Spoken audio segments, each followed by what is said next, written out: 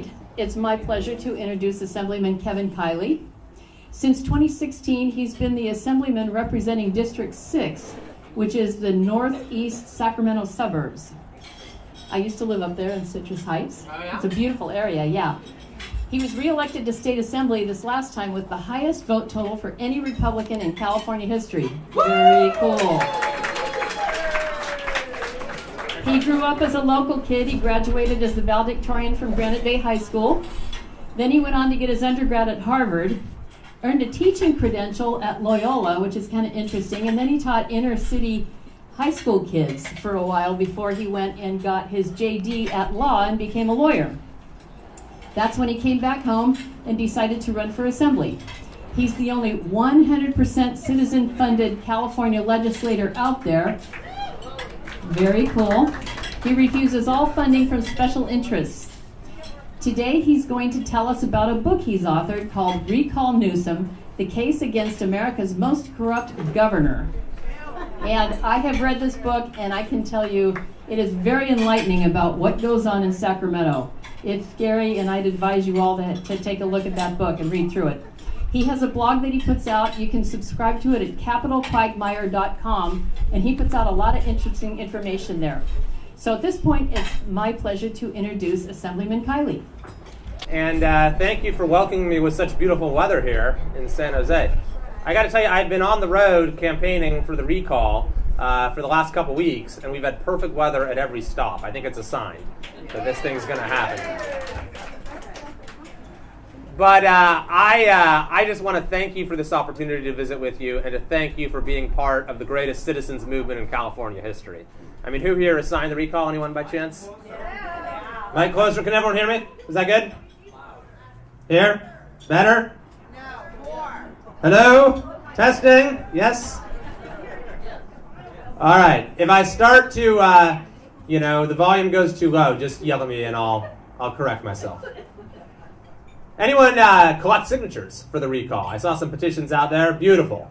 I mean, that's what it's all about. That's the beautiful thing about the recall, is it's all about the signatures, and everyone can contribute, and you are making history one signature at a time. So thank you for your heroic efforts.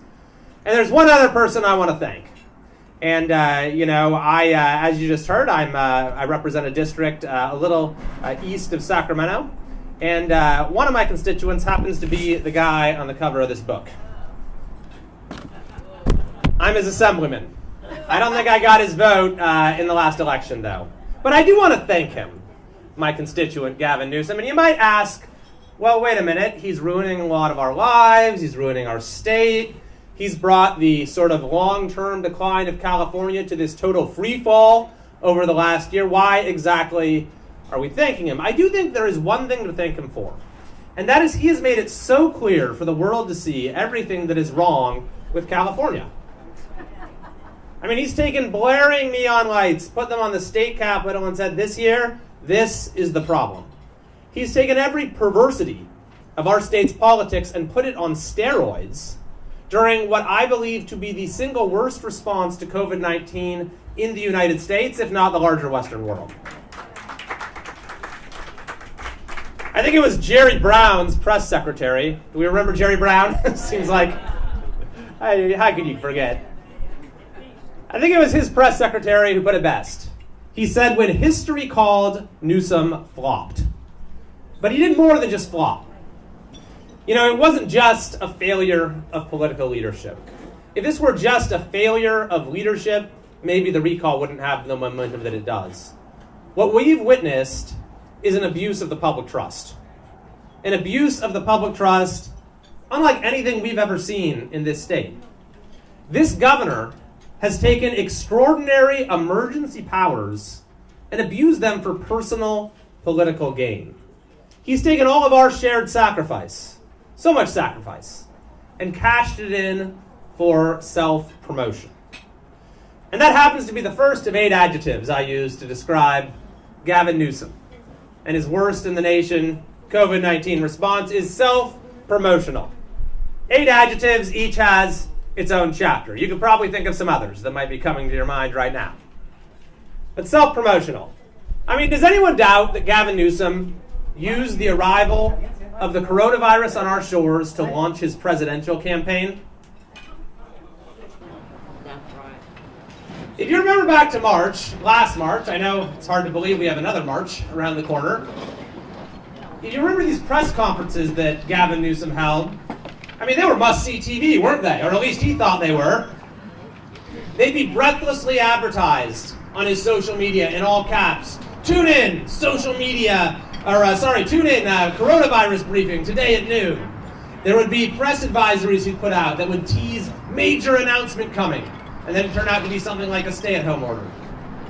He went on the daytime talk show circuit. He was on Ellen DeGeneres. He was on The View. He hit the late-night talk show circuit. He was on Jimmy Kimmel. He was on The Daily Show. He was on Seth Meyers. He told Seth Meyers, and this is a quote, "I'm trying to save 40 million Californians." By getting rid of it. Thanks for that. Superhero. He thought he was. He was trying to build that sizzle, as one veteran political consultant put it. But as Governor Newsom was reveling in all of this newfound attention, there was something that was bothering him. There's one thing that was really rankling him, and that is there was another governor across the country who was getting a lot more attention. I mean, Andrew Cuomo's press conferences got carried live on CNN. He just won an Emmy for them, if you can believe that. An Emmy! Now, Governor Cuomo is in a bit of hot water himself these days, if you've been following the news. I don't think he'd be the first Emmy winner convicted of a felony, incidentally. But the two of them, Newsom and Cuomo, they seem to be competing over who can be removed from office first these days. But back at the beginning of all this, Governor Newsom was so desperately trying to compete to get some of the national spotlight from Cuomo. And so he'd come up with these desperate gambits, these big splashy announcements that went nowhere or sometimes were just totally made up. The Sacramento Bee, which was a paper that had endorsed him for governor, they gave him a nickname. That nickname was Governor Gaslight. And this all culminated with one of the biggest scandals in our state's history. Gavin Newsom went behind the back of the legislature and reached a secret, no-bid, $1 billion deal for masks with one of the world's shadiest companies, BYD China, a company that's run by the Chinese Communist Party, which has ties to forced labor, which had a history of defective products, and indeed its mask that Gavin Newsom bought did fail federal safety tests twice. Newsom wired half the money in advance, $500 million, which is unheard of in state contracting, just so that he could go on the Rachel Maddow show on primetime television and use this mass purchase to declare California to be not just a state, but its own nation state. I mean, surely Cuomo couldn't compete with that. And it actually worked initially. The following morning, April 8th, if you listen carefully, you could almost hear the sound of champagne corks popping in the governor's office. Hashtag President Newsom had started trending on Twitter. President Newsom. I'll tell you this, we are never going to see President Newsom trending on Twitter again. Because of all of your efforts, we're going to be seeing hashtag former Governor Newsom by the end of the year. So that's adjective number one, is self-promotional. Adjective number two is lawless. Lawless. On April 1st, and this was not an April Fool's Day joke, Gavin Newsom celebrated the coronavirus as an opportunity. It was an opportunity, he said, for, quote, a new progressive era. An opportunity to, quote, reshape the way we do business and how we govern. That's how Gavin Newsom was thinking about COVID-19 3 weeks into the state of emergency. And what that meant in the weeks and months that followed was that he took our cherished American institutions, the rule of law, checks and balances, separation of powers, representative democracy, the Constitution itself, and put them through a paper shredder. He fashioned himself in the mold of almost an ancient Roman dictator, declaring that a state of emergency, no matter how long it lasts, turns California into an autocracy and, quote, centralizes the state's powers in his hands. That is what James Madison, the father of the U.S. Constitution, defined as the very definition of tyranny. Gavin Newsom has changed over 400 California laws unilaterally, ruling the state by fiat. He has remade the life of our state one pen stroke at a time. That is something that our system of government has never contemplated. And it's something that the California Constitution does not allow. It does not countenance a dictatorship under any circumstances.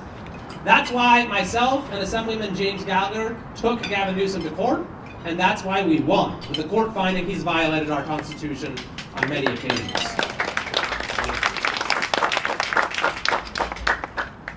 And I do believe at the end of the day, the strength of our civic institutions will win out. And that's what this recall is all about. Gavin Newsom has tried to tell us during his one-man rule that his voice is the only one that matters, but the recall is about all of us saying that our voices still matter. We are still a government of, by, and for the people. So that's adjective number 2. Adjective number 3 is corrupt. And this one has a special place. It is actually the one on the cover of the book. America's most corrupt governor. Although I probably could have used any of the other adjectives and many more to describe him in terms of his relationship to the other governors. But I use the word corrupt because I think that that is really more than anything else what defines Gavin Newsom. And the example I start this chapter with is something that I bet you probably don't even remember that we had this. It was the California Economic Recovery Commission that Newsom announced in April of last year. Big, splashy announcement. 80 members, real luminaries like Janet Yellen, who's now Biden's press secretary. Bob Iger, the president of Disney, was on it, although he would resign later on. The commission was disbanded. The Economic Recovery Commission was disbanded in December, because mission accomplished, right? Our economy is doing great. But has anyone happened to remember who Newsom put in charge of that commission? It might ring a bell when I say it. Tom Steyer. Tom Steyer, it's like so many things have happened since then that you forget all of that happened along the way. But Tom Steyer, the vanity presidential candidate, billionaire, fresh off the presidential campaign trail, who happens to be the single largest donor to Democrat candidates in United States history, giving over $250 million. That was before, by the way, he spent $75 million on his Need to Impeach campaign. But this is what Gavin Newsom is really all about. He is willing to sell his power to the highest bidder. And when he claims his powers are absolute, that is a real problem. Which is why I begin the book with a famous quote: "Power corrupts, and absolute power corrupts absolutely." And where we have seen that more than anywhere else is with respect to what is truly the highest bidder in California politics, and that's the massive union conglomerates, and in particular, the California Teachers Association. Gavin Newsom's school closures are the single most heinous government crime of the 21st century, at least in the nominally democratic world. They have done incalculable harm to millions of our kids, against all scientific evidence, against what other states are doing, the worst school closures in the country, and he's done so at the behest of his biggest campaign donor. If that doesn't make you America's most corrupt governor, I don't know what does.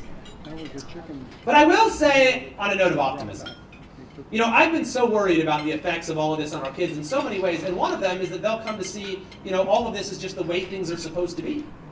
And I think it's so important they come out of this dark era not with a tolerance for authoritarianism, but with an appreciation for its evils. And when you look at things like the Let Them Play movement, maybe you've seen this, to help get kids back on the field for youth sports, it's a lot of young people themselves who are standing up and making their voices heard. And that's really giving me hope that many of them are taking away the right lessons, and they can actually be part of the new spark of liberty and self-government that this recall is all about. So that's number 3. Adjective number 4 is unscientific. Unscientific. Does anyone follow Gavin Newsom on Twitter by chance? I'm not sure you necessarily want to, but if you really want to get to know Gavin Newsom, then you should read his tweets. I'll give you a few examples. I'm going to put this down for just a second, so oh, that's not good. That's ridiculous. Thank you. So I can hold the button. So these are a few NEWSOM tweets, and when I raise my voice, that's when he's using all caps, okay? Gavin loves the all caps treatment. On April 14th, Governor Newsom tweeted, "When it comes to reopening, science, not politics," must be California. Okay, we'll cover all caps. 2 weeks later, Newsom tweeted, "The West Coast is and will continue to be guided by science." On May 4th, California is led by data and science. June 24th, this isn't about politics, it's about science. The next day, he tweeted, "Dr. Fauci is right. This isn't about politics, it's about science." So it's about science. But it's apparently only about science that only Gavin Newsom has access to. Because survey after survey, there's a new one just this last week, has shown that California has had the worst lockdowns in the country. 51 out of 51 when you include Washington, D.C. This is currently the only state in the country where you can't eat at a restaurant, where you can't go to a museum, where you can't work out inside a gym, where you can't have a special event like a wedding or a birthday party or a charity function. It's one of the only states that's had curfews. It was the last state to allow any youth sports and is still the last state to allow many indoor sports. And on we go. As I mentioned, the schools has been the worst shutdown in the country, the small businesses, even random things like bowling, which other states have allowed. And despite all of this, our public health outcomes have been quite middling. And many scientists have said that actually Newsom's lockdowns have not only given us the worst unemployment of any state in the country, but have actually, in many cases, backfired and contributed to spread of the virus. You know, scientists have said this at places like UC San Francisco. So this is a case where the cure has not just been worse than the disease, but it's made the disease worse. And if you know the guy Nate Silver, who heads the 538 website, he's considered by many to be sort of the high priest of data science, data analysis. He called California, he referred to the irrational and not very science-driven regime of COVID policies in California. Adjective number 5 is incompetent. Incompetent. Now, the poster child for government failure has long been the DMV. But there's a new poster child for government failure, and it's Gavin Newsom's EDD. I mean, let's just trace this from start to finish, shall we? You have millions of people who are put out of work on Gavin Newsom's orders. As taxpayers, they've been paying into a system that entitles them to modest unemployment checks. Because of Gavin Newsom's incompetence, millions of people are not able to receive those checks for months, or some cases never. Many struggle to put food on the table. All the while, there is one group of claimants who get their checks very quickly, no questions asked, no problems. Who's that? Prisoners, hardened prisoners that aren't entitled to them. They are easily able to outwit Gavin Newsom's EDD, which ignored several warnings from the federal government, which ignored the common sense practices of almost every other state, and which allowed the worst fraud of taxpayer dollars in California history, now estimated to reach $31 billion.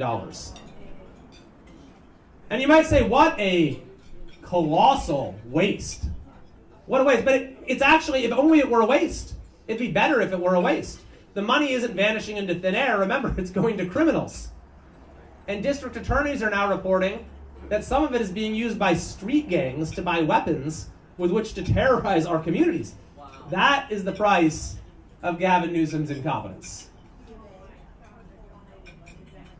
Adjective number 6 is partisan. Gavin Newsom is the single most partisan governor in the United States. This was true before COVID. He would constantly troll United States senators, Lindsey Graham, Mitch McConnell. He tweeted insults at Mitch McConnell 27 times in 2019. And during COVID, he took this to perverse levels. On one occasion, he released a chart that supposedly ranked red and blue states by COVID cases, with all the blue states doing better than the red states. It was totally spurious. Newsom took it as a screenshot from a website called Dan's COVID Charts. And then he released it to the public, to millions of people. And now that this recall has gathered steam, partisan warfare has become Newsom's defense. He says the Trump train doesn't want to leave the station. One of his top supporters, a state senator from San Francisco, tweeted that the recall is a MAGA revenge fantasy. Well, what happened next was very interesting. Dozens of his own liberal supporters replied saying that no, actually they're supporting the recall because their kids are out of school because they haven't gotten their shot or because they haven't gotten their check or because of the million other reasons that people are supporting the recall. If you go to these people's pages, they're retweeting AOC and Bernie and everyone else, and they're supporting the recall. So Gavin Newsom is the most divisive and partisan governor in the United States, but he has this funny way of bringing people together. I keep hearing about people who have made friends working on the recall, have made people going to be lifelong friends. So I actually think by breaking free of Gavin Newsom, it's a way we can come together again as a state.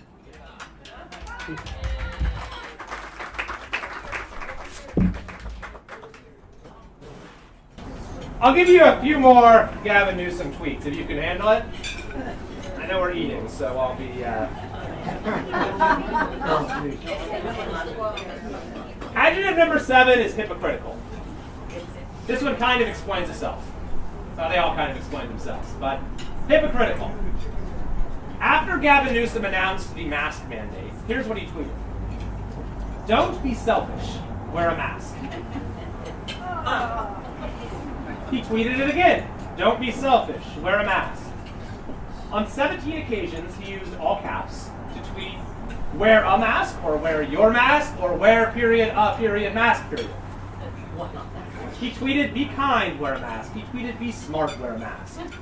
He talked about wearing a mask as a sign of toughness, a sign of someone who gives a damn, which Newsom called a beautiful thing. Then there was my favorite, me again. You really, really, really, really, really, really, really, really, really, really, really, really, really, really, really, really need to wear a mask. A few weeks later, he went to the French Laundry.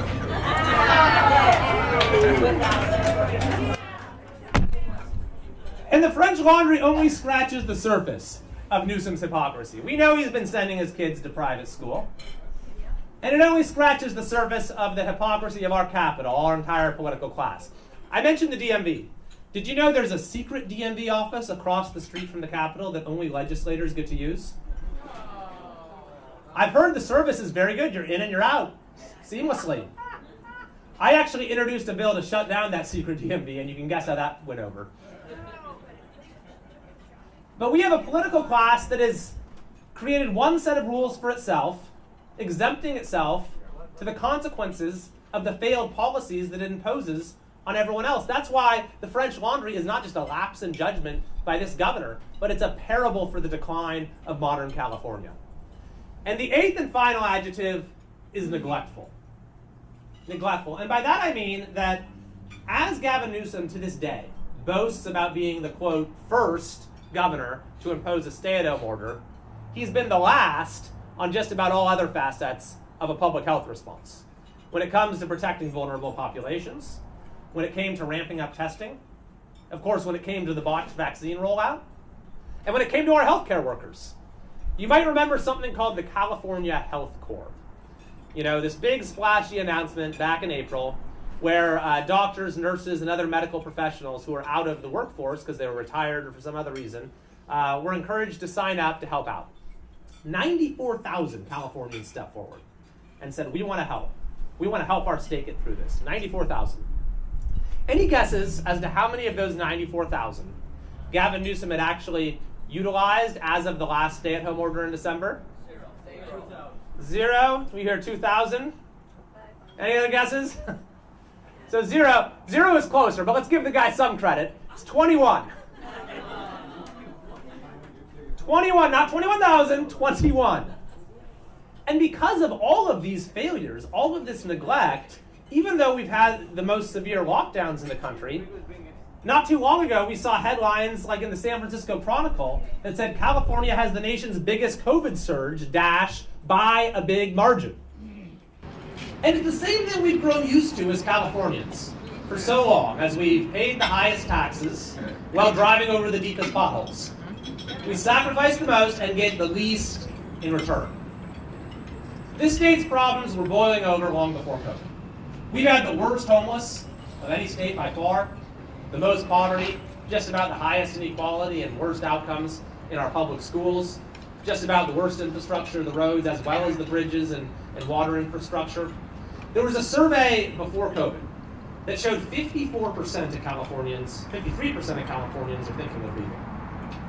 53%. I mean, that's called a failed state when over half your people want out. Anyone part of that 53%? Wow. Who knows someone who's left in the last year or two? It's unanimous, right? It's just incredible. I mean, with everything our state has to offer, the weather, the history, the amazing attractions and beauty and wonders, our incredible people and companies. It's all just been overwhelmed by the failure of our politics. And this recall is a chance to fix our politics. You know, it's a chance to root out corruption, to restore government by the people. That is the larger meaning of the recall, in my view. It's not just about throwing out Gavin Newsom, as euphoric as that will be. It's about repudiating everything he stands for. It's a fundamental course correction, an emphatic rejection of the status quo. It's millions of people, all of us, saying with one voice, enough is enough, and reviving those forgotten words of our Declaration of Independence, the consent of the governed. It's a refusal to accept the inevitability of decline and failure as we, the people, take matters into our own hands. Now, I'm under no illusions that removing Newsom will solve all of these problems overnight. It'll certainly stop further damage. But I do think that Gavin has provided us one other service. He's provided us a roadmap for how to turn the state around, and that's to simply take what he's done and do precisely the opposite. I call it the anti-Newsom roadmap. And I'm actually serious when you think of those 8 adjectives I just went through. The opposite of Newsom's self-promotion is humility. Humility, not only in the conduct of our governor, but in the role of government itself, so it's not running all of our lives. The opposite of Newsom's lawlessness is to respect the rule of law and abide by our Constitution. The opposite of Newsom's corruption is to serve the public interest rather than special interests. The opposite of Newsom's unscientific governance is accountability to facts and data and evidence. The opposite of Newsom's incompetence is a performance-based government based on customer service, citizen service. The opposite of Newsom's partisanship is to bring people together to solve problems. The opposite of Newsom's hypocrisy is transparency, so our elected officials are living by the same rules as everyone else. And the opposite of Newsom's neglect is responsibility, to stop kicking the can down the road, but to take responsibility for our shared future.